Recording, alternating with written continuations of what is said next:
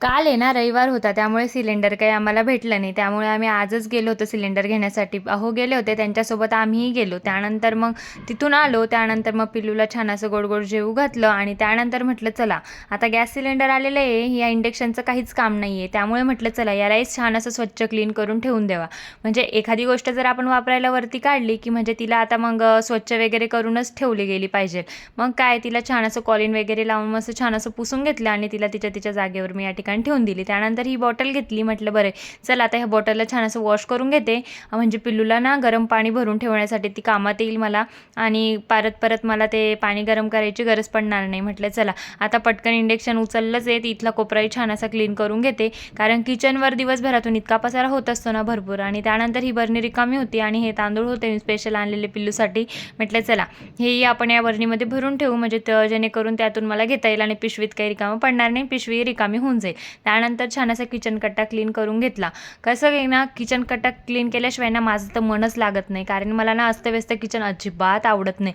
तुम्हाला पण असंच होतं का मला नक्की सांगा. त्यानंतर इथे तुम्ही बघू शकता छान असा किचन क्लीन करून घेतला आणि डायरेक्ट दुपारी काही मी शूट केलं आणि डायरेक्ट संध्याकाळचं तुम्हाला दाखवते. या ठिकाणी मी संध्याकाळी स्वयंपाकामध्ये ना मला भरताचे वांगे बनवायचे होते. त्यासाठी मी या ठिकाणी ना मस्त असे भरताचे वांगे भाजून घेतले. वांगे भाजताय तोपर्यंत मी या ठिकाणी कांदा आणि कोथिंबीर छान अशी कट करून घेतली आणि त्या आमचे पिल्लू बघा मधीच असतं आमच्या पिल्लूचं. त्यानंतर मग भरीत बनवण्यासाठी मी या ठिकाणी मिरच्या भाजून घेतल्या आहे. मिरच्या आणि लसूण छान असं मिक्सरला बारीक करून घेतलं, म्हणजे ठेस्यासारखं कुटून घेतलं त्याला. आणि त्यानंतर ना भाजलेले वांगे ना छान असे ना त्याच्यावरचं साल काढून घेतलं आणि ते तुम्ही बघू शकता वांगे किती छान असे शिजलेले आहेत आणि गरमही झालेले आहेत ते.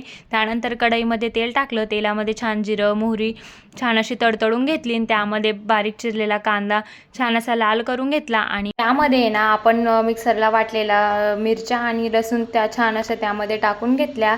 मिरच्या आणि लसूण ह्या छान अशा कांद्यामध्येच टाकून घ्यायच्या, त्या डायरेक्ट तेलात टाकायच्या नाही, म्हणजे त्या जळून जातात. मग ते काही जळलेल्यासारखा स्वाद येतो त्याचा. त्यानंतर त्यामध्ये मी काही एक्स्ट्रा म्हणजे वटाणे ॲड केले आणि शेंगदाणेही त्यामध्ये टाकले.